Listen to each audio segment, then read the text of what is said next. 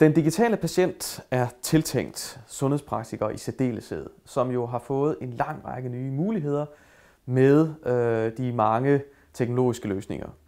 Men ofte fokuseres der alt for lidt på den måde, teknologien bliver brugt, og mere en fascination af de muligheder, der nu engang er. Og ser vi på den måde, teknologien bliver brugt, så er der netop her en lang række udfordringer.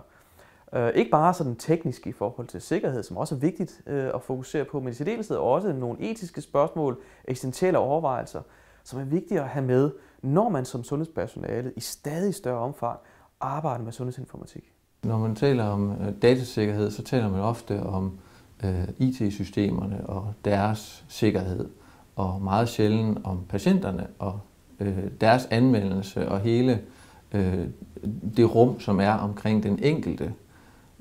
Og det har vi prøvet at sætte fokus på med den her bog, hvor vi har prøvet at kigge på, jamen, hvordan forholder patienten sig til data og til information. Vi bruger en trekant for IT-sikkerheden, som handler om datas og informations tilgængelighed. Altså, hvor nemt er det at tilgå informationerne, datas integritet, altså hvor rigtigt er det, der står. Det sidste led er fortroligheden, altså hvad er det for en type data, hvad er det for en information, hvor vigtigt er det, at det bliver holdt mellem en sundhedsprofessionel og patienten. Altså noget, vi ofte er blind for, når vi arbejder med sundhedsinformatik, og dermed også telemedicin, elektronisk patientjournal osv. i det danske sundhedsvæsen, det er jo, at det drejer sig ikke blot om at få adgang til information, end sige få adgang til portaler, internet osv.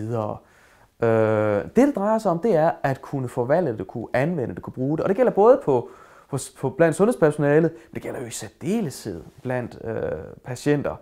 Så det at have en internetadgang, det sikrer jo på ingen måde, at man kan forvalte den information, som nu bliver tilgængelig. Hvis det er sådan, man taler om egenomsorgen, altså hvem har ansvaret for ens helbred, så har vi jo i hvert fald haft en kultur, hvor at hvis vi blev syge, så gik vi til en læge, og vi fik hjælp af sundhedsprofessionelle til at blive raske.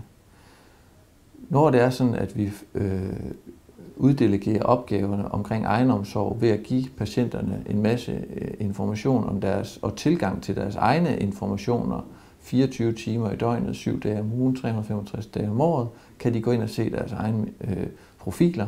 Har vi så også en intention om at flytte ansvaret, altså at de skal selv tage en større andel ved det, at de har fået informationen. Det at bruge elektroniske digitale systemer i det danske sundhedsvæsen fylder jo stadig mere. Og jeg tror, at vi alle sammen kender udtrykket, jeg kan ikke finde dig i systemet.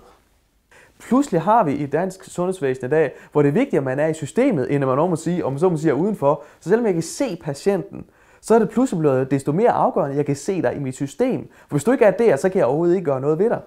Så her har vi en lang række også eksistentielle overvejelser, vi må tage hensyn til, og ikke bare imødegå, men imødekomme, når vi altså nu indfører digitale systemer i dansk sundhedsvæsen.